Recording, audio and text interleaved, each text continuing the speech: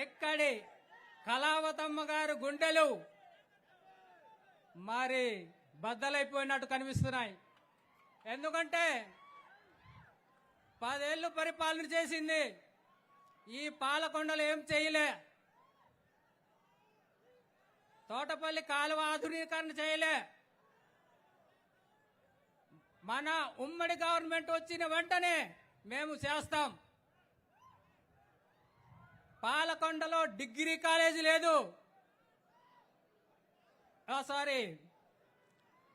Engineering college లేదు, medical college లేవు. మన ప్రభుత్వం వచ్చిన వెంటనే ఆ ప్రతిపాదనలన్నీ గవర్నమెంట్కు పంపిస్తాం, అయ్యేటట్లు చూసుకుంటాం. ఈరోజు సీతంపేట మండలంలో గిరిజనులు పండించే పంటలకి గిట్టుబాటు ధరలు ఇవ్వలేకపోయింది కళావతమ్మ. మా ప్రభుత్వం వచ్చిన వెంటనే గిట్టు ధరలు కల్పించి పండించే పంటలకు గిడ్డంగులు కూడా ఏర్పాటు చేయడానికి మా ఉమ్మడి ప్రభుత్వం ప్రయత్నం చేస్తుంది.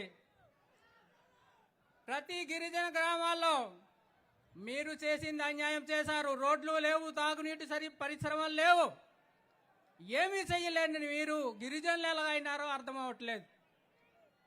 గిరిజనులు సమస్యలు తీర్చడానికి గిరిజన ఎమ్మెల్యేగా మనం పెట్టాం, అయినా సరే మన సమస్యలని పరిష్కరించలేకపోయింది. ఇవన్నీ మళ్ళీ మీకు రావాలంటే జనసేన తెలుగుదేశం ప్రభుత్వం రావాలి. మీరందరూ కష్టపడి గెలిపించాలి.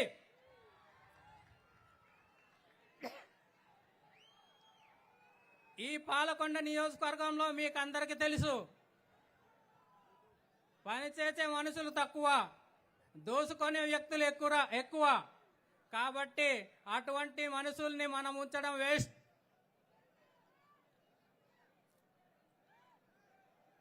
జగన్ గారు మీరు ఒక్క అవకాశం అని అడిగారు. ఆ అవకాశం ఈ రోజుతో సరి 24 కల్లా మీరు వెళ్ళిపోవాలి. రిషికొండను ఆక్రమించారు, పర్యావరణ శాఖని మీరు అప్పగించి వెళ్ళిపోవాలి. ఎందుకంటే అది ప్రజల సొమ్ముతో కట్టిన 450 కోట్లతో కట్టున్నారు మీరు. అలాంటి పరిశ్రమలని ప్రజలకు అప్పగించి వెళ్ళిపోవాలి. ఈరోజు జనసేన తెలుగుదేశం ప్రభుత్వం కలిసిందంటే 24 కల్లా వైసీపీ ప్రభుత్వం ఉండకూడదు, పంపించాలన్న ఉద్దేశంతో ఇద్దరు నాయకులు కలిసి ఈ నిర్ణయం తీసుకున్నారు. వాళ్ళ నిర్ణయానికి మనం శిరస్స వంచి పనిచేసి మనం 175 సీట్లు గెలిపించాలని మీ ముందుకు నేను కోరుచున్నాను. ఎందుకంటే వైసీపీ ప్రభుత్వం ఉంటే ఇబ్బందులు తప్పవు. శ్రీలంక ప్రభుత్వం చూశారు, మిగతా రాష్ట్రాల ప్రభుత్వాలు చూస్తున్నారు. అలాగే మన ప్రభుత్వం కూడా అవటానికి అవకాశాలు ఉన్నాయి. కాబట్టి ఈ వైసీపీ ప్రభుత్వం ఉండకూడదు అంటే జనసేన తెలుగుదేశం ప్రభుత్వం రావాలి, ప్రజాప్రభుత్వం రావాలి. మీరందరూ దానికి అనుకూలంగా పనిచేస్తూ వైసీపీని పారదోస్తాలని ఈ అవకాశం ఇచ్చిన పెద్దలు అందరికీ నమస్కరిస్తూ ముగిస్తున్నాను. నమస్కారాలు. లోకేష్.